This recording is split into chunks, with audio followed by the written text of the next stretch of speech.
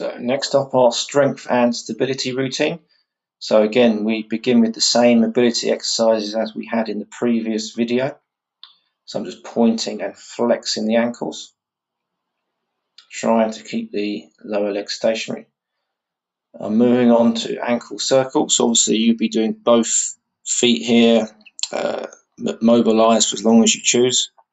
I'm just going through a little bit quicker because we've already covered these. Again, hugging the knee, flexing the leg. Hugging the knee, so doing the best you can. Again, try and maintain good posture throughout.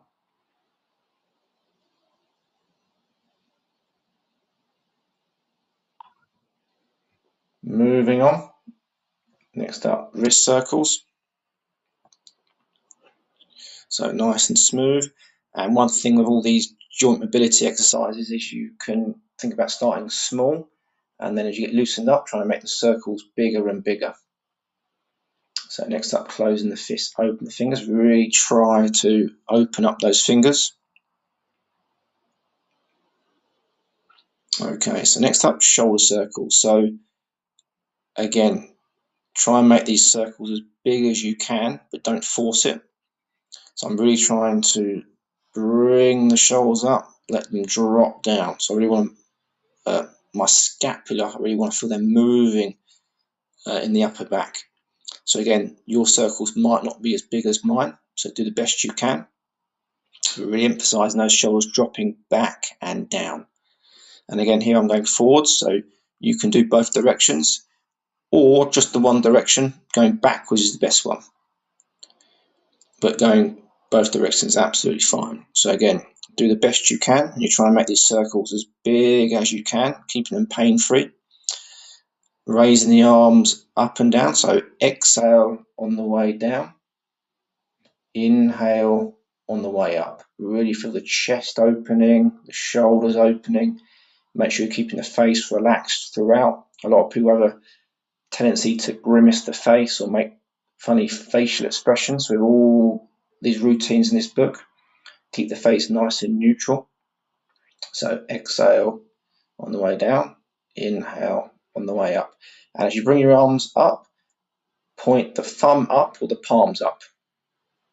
So next up, I'm doing some neck rotations. I'll just put a line in here, just showing you that I'm just turning the head left and right. A lot of people here will compensate by tilting their head, tilting their torso.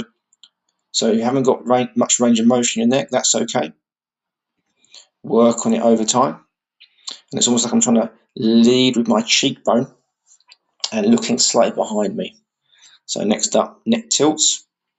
So it's almost like I'm trying to pull the cheek towards the ceiling. So nice and gently, so you feel a nice stretch in the side of the neck. Again, keeping good posture the whole time.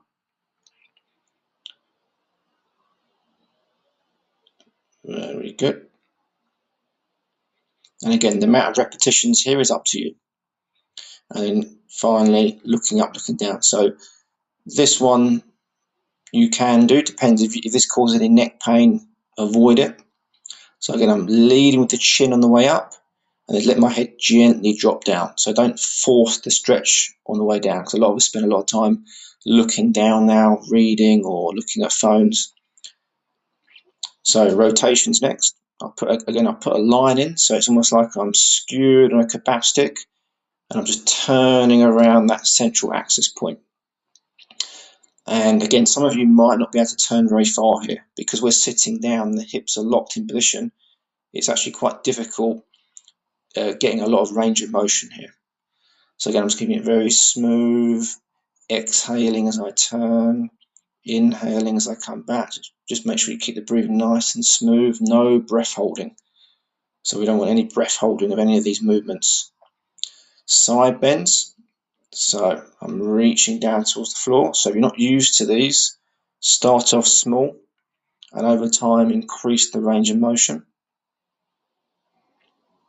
So it's also, I'm imagining I've got my back to a wall and I'm just reaching for the floor. So again, a lot of people will twist, and if you want to make this a bit more challenging, reach the arm over. So I'd make sure you get comfortable with the first variation first before you add the arm, because the arm's going to at a deeper stretch. You should really feel this opening up the rib cage, the side of the body. And again, breathing smooth. If you're holding your breath with any of these, as I just mentioned earlier, it means you probably pushed too far. So the breathing remains smooth. The breathing is your guide with all of these. So next up, we're going to raise the knees, the marching. So if you're not used to this, just raise your knee a little bit. If you're more comfortable, you can raise your knee higher. And then you can even add the arms in. So the arms are opposite to the knee. Right arm, left knee. Left arm, right knee. And again, you can raise the knee as high as you want to. You can keep this slow. You can do it fast. You can add more torso rotation into it. So you can make this easier or harder. And if you do have quite a quick pace, it can be quite good. So that one I'd recommend doing that one for a good, if you've got time, good 1 minute, 2 minutes, 3 minutes is really good.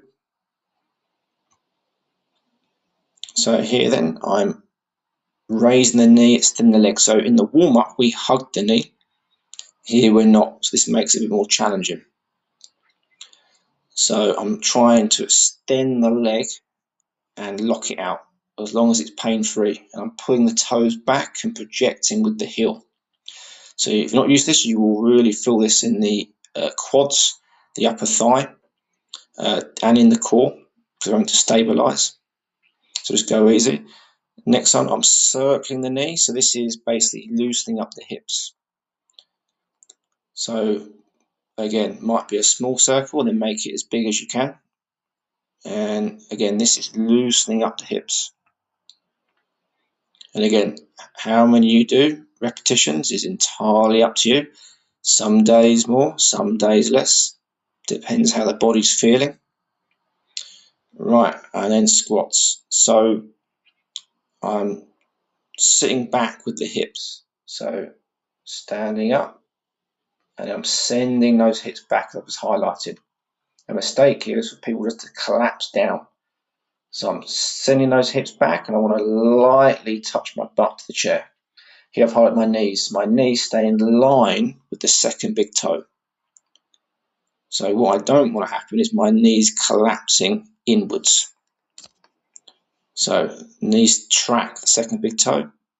Send those hips back, standing up all the way. And we want the tempo here to be very smooth. So what I'm not doing is I'm not collapsing into the chair. And in the book, I offer quite a few progressions here. I've just squatted straight down. Notice I haven't sent my hips back. This would be incorrect. So notice here, I'm sending those hips back. So we're not just going up and down, I'm sending my hips back and down. Here I'm showing you that my knees have collapsed inwards. So we want to make sure our knees track the second big toe.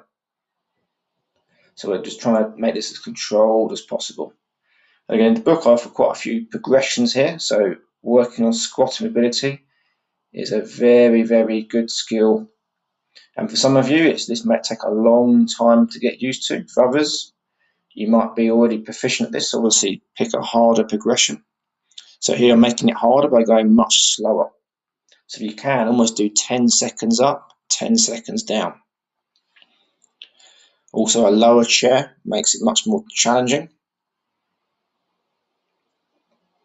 So a squat, a very foundational movement because we get in and out of chairs, we squat all day. Right, Shaolin form movements. The first one in is I'm pushing forwards. So how long you hold the hands out here is up to you. So when you're first doing it, keep it on the lesser side. I'll do at least 3 breaths here or 10 seconds, but you can do longer. I'm really pulling the fingers apart.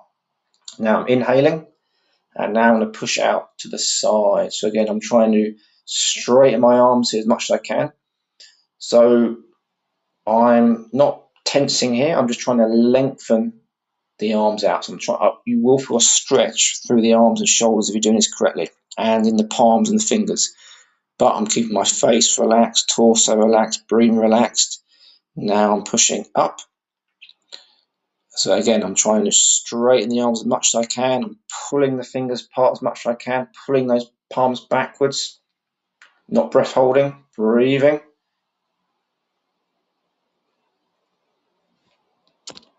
And then the last one. So again, I'm always retracting the elbows in here, pushing downwards. So again, I'm pushing towards the floor, pulling the fingers apart. So here, I'm not in a relaxed position. I am adding a bit of energy into my arms here. Again, keeping the breathing smooth. And with all in between all these, and you can repeat this routine 2 or 3 times with this arm movements, up to you. And again, here I'm finishing off with abdominal breathing. So my palms here, both my palms here over my dantian, just below the navel. I'm just focusing on smooth inhalation and exhalation with my abdomen, avoiding breathing with the chest here. So you'll feel your hands moving out on the inhale and in on the exhalation. Thank you very much.